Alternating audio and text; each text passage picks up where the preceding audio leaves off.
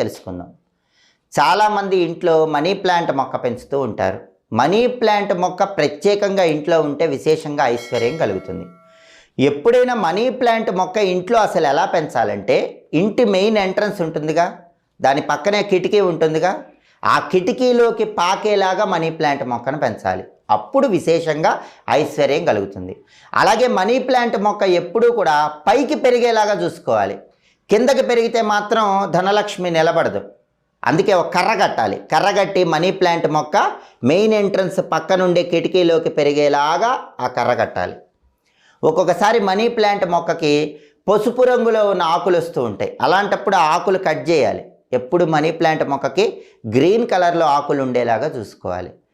శుక్రవారం పూట సాయంకాలం మనీ ప్లాంట్ మొక్క దగ్గర దీపాన్ని వెలిగించాలి.